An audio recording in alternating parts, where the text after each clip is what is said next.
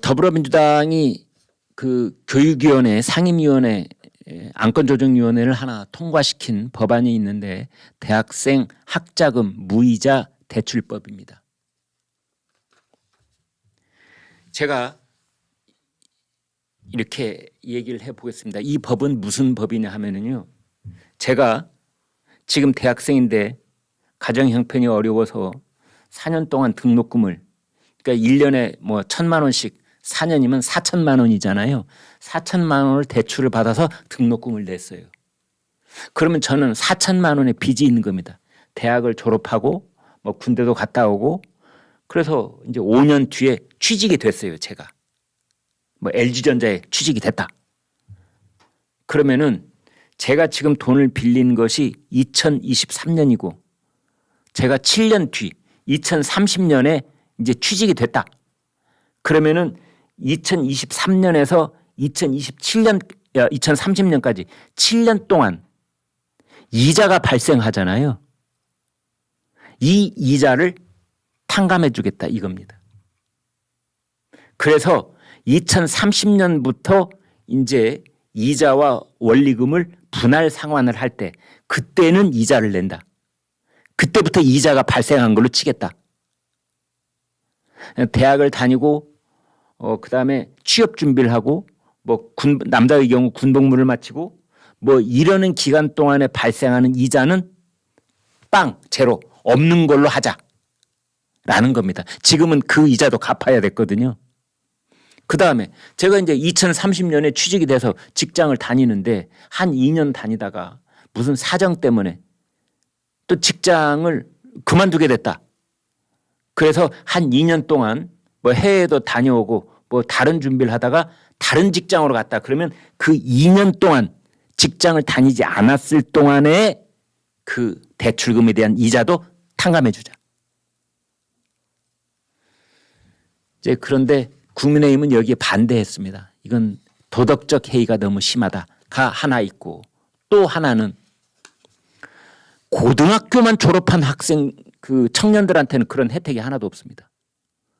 근데 왜 이걸 대학생들한테만 주지? 형평성이 어긋난다. 이제 이런 이유로 반대를 했는데요. 그런데 여기에도 또 그 무소속이면서 꼼수 탈당, 위장 탈당의 그 명수인 민영배 전 민주당 의원이 무소속 소속해서 지난번에 검수안박 때는 왜 법사위원회 있잖아요. 이번에는 교육위원회. 거기서 또 안건조정위원회에 들어가고 이거를 바로 통과를 시켰습니다.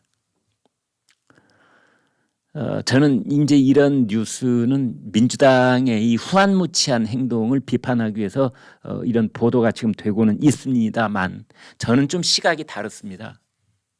역시 이것도 국민의힘이 지는 프레임 속에 말려들고 있다.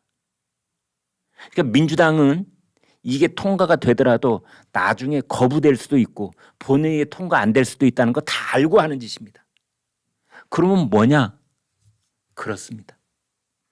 민주당은 법안을 만들 때 특정한 직업군을 타겟으로 해서 그 직업군에 있는 유권자들을 위해서 열심히 뛴 정당의 이미지가 남는 거고, 국민의힘은 거기에 반대했던 정당의 이미지가 남는 겁니다.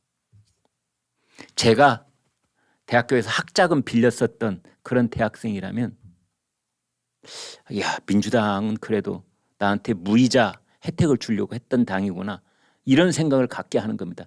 양곡관리법 개정안, 농민을 위한 법안, 간호사법, 전국에 45만 간호사를 위한 법안, 노란봉투법, 전국에 뭐 수백만 수천만이 될지 모르겠는데 아무튼 중소 근로자들을 위한 법안, 이번에 대학생 학자금 무이자 대출법, 대학생들을 위한 법안.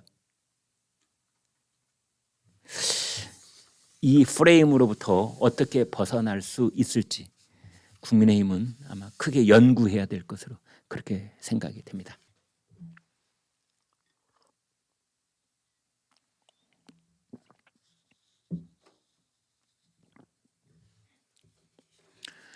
이러한 녹취록 내용은 지금 JTBC가 단독으로 그 육성 녹음 내용을 단독으로 보도할 때가 많습니다.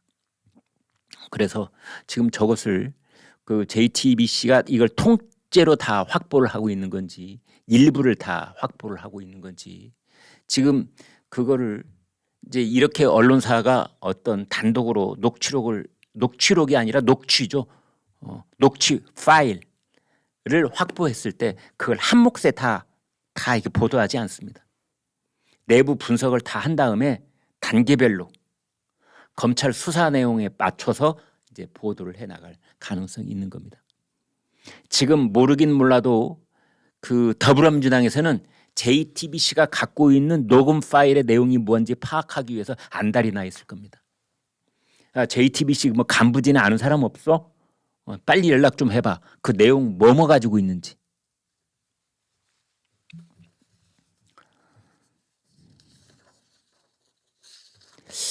그 최근까지 이 더불어민주당에서 이제 인용을 많이 했던 여론조사가 있는데요.